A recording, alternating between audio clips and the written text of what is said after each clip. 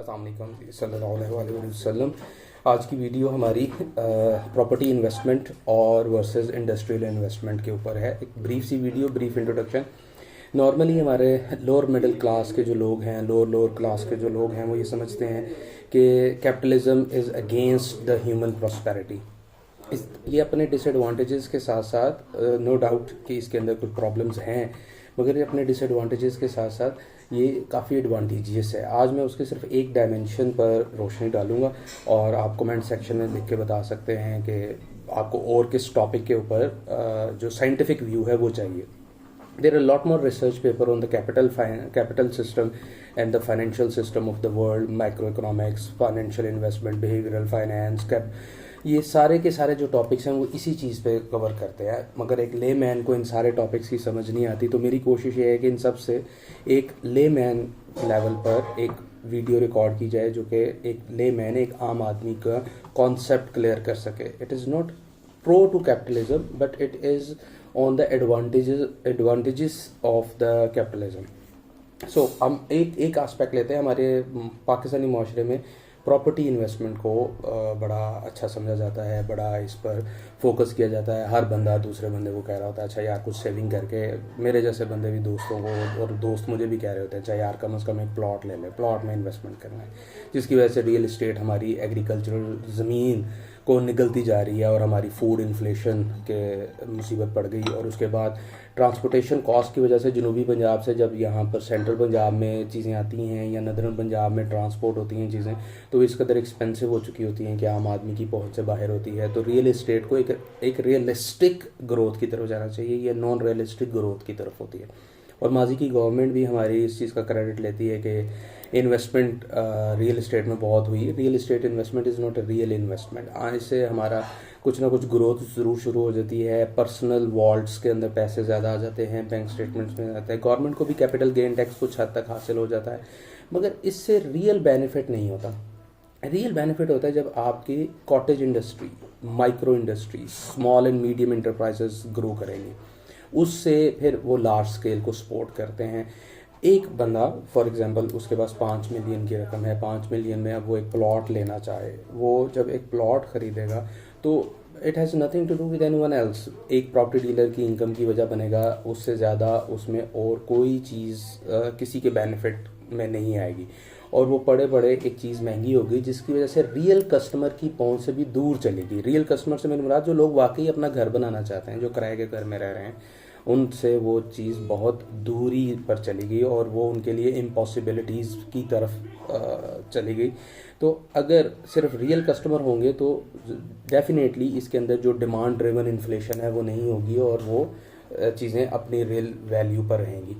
दूसरी तरफ वो 5 मिलियन प्रॉपर्टी में इन्वेस्टमेंट करने की बजाय अगर हमारे मुल्क के हालात प्रो बिज़नेस हों, जिस तरह के हमारी कुछ गवर्नमेंट्स ऐसी आती हैं, मैं किसी के साथ अपनी वाबस्तगी जाहिर नहीं करना चाहता, इस वजह से नाम नहीं ले रहा, अगर कुछ गवर्नमेंट ऐसी जो आती हैं जो प्रो बिज़नेस होती हैं, वो रियल इस्टेट इन्वेस्टमेंट को डिस्करेज कर रही होती हैं, बैंक इन्वेस्टमेंट और जो हमारे TDRs हैं उनको डिस्करेज कर रही होती है by taking the discount rate very low at very low point, तो उसका फ़ायदा ये होता है कि वो 5 मिलियन अगर मैं किसी दुकान पे लगाऊं, फॉर एग्जांपल मैं ही वो शख्स हूं और मेरे पास 5 मिलियन है, तो मैं उससे अपनी कोई बिज़नेस एक्टिविटी शो करूंगा, तो उसमें क्या होगा कि मैं रोज़गार के मौके क्रिएट करूंगा, वो एक इकोनॉमिक एक्टिविटी जनरेट होगी और वो इकोनॉमिक एक्टिविटी कहीं ना कहीं कंज्यूमर बेनिफिट में जाएगी। फॉर एग्ज़ाम्पल जिस तरह से हमारे मुल्क के अंदर आप देखें एक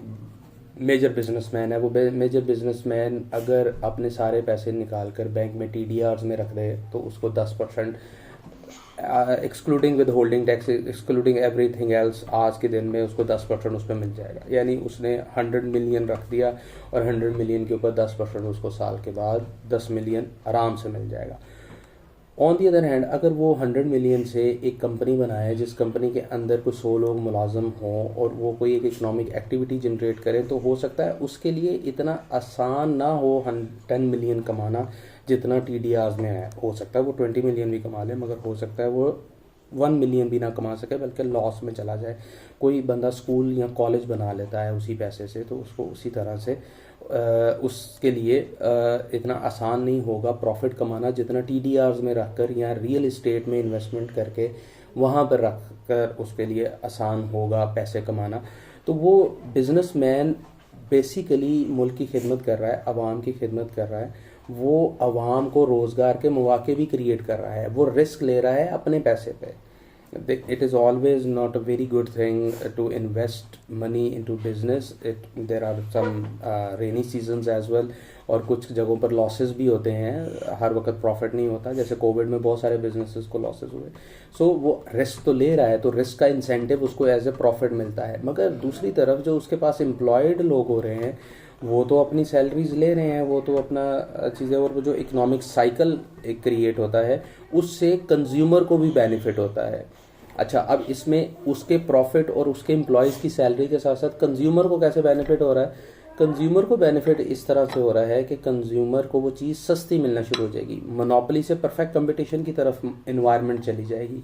लाइक जैज़ जब शुरू में पाकिस्तान में आया तो 10 रुपये पर मिनट बात होती थी और इनकमिंग के भी पैसे थे, और आज वही जैज़ जो है वो 5000 मिनट जो है हफ्ते के लिए दे देता है जस्ट 130-140 रुपये में, और इस तरह के और बहुत सारे इंटरनेट और रिलेटेड पैकेजेस हैं।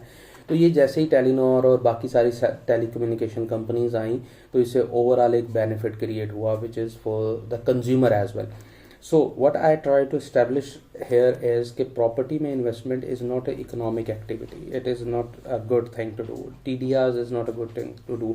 हमें मुआशरे में एक ethical system ऐसा डेवलप करना चाहिए कि जिससे लोग बिजनेस करने से डरे नहीं। लोग यहाँ पर क्रेडिट साइकिल के ऊपर काम करते वक्त मेरे ज़ाती एक्सपीरियंसेस भी कुछ अच्छे नहीं हैं कि वो बाद में रिकवरीज के मसले। तो हमें बाहैसियत कौम एक ऐसी एनवायरनमेंट क्रिएट करनी चाहिए जो कि रियल इस्टेट या स्टैटिक बैलेंस इन्वेस्टमेंट्स की बजाय real time economic activity oriented investment हों, जिसके अंदर छोटे छोटे बिजनेस हों, जो आपको सूट करता है वो आप करें। कोई तालीमी अदारा बना लें, कोई आप ग्रॉसरी स्टोर बना लें, कोई आप कैटल फार्मिंग कर लें, आप अजनास की बात कर लें। अगर पढ़े लिखे हैं तो try to export the things, उस चीज़ में आपके पास मिनिमम कैपिटल से भी काम शुरू हो सकता है।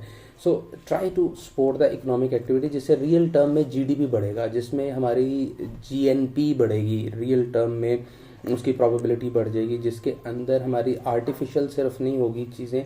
फिर हम ये जो इन्फ्लेशन का रोना रोते रहते हैं कि पाकिस्तान में बड़ी हाई लेड इन्फ्लेशन है, इससे भी किसी हद तक बच सकते हैं क्योंकि हम अपनी ज़रूरियात के मुताबिक यहाँ पर सारी चीज़ें बनाएंगे। तो इसमें मैं एंड पर इसको ज़्यादा ब्रॉडर ले गया हूँ जानबूझ के, ताकि आप लोग इसको सुने और आपके जहनों में सवाल पैदा हो और आप मेरे से सवाल करें। तो थैंक यू वेरी मच। आज के लिए इतना ही। आज मैं जस्ट इस पर कंक्लूड करूँगा कि हमें एक एथिकल सिस्टम, एक ऐसा सिस्टम जिसमें हम दूसरों को सपोर्ट भी कर रहे हों, जस्ट अपनी सेल्फ ओरिएंटेशन नहीं, एक ऐसा जो कॉमन फॉर एवरीवन हो, which is sustainable for everyone. It is not just about me, it's about us. Thank you.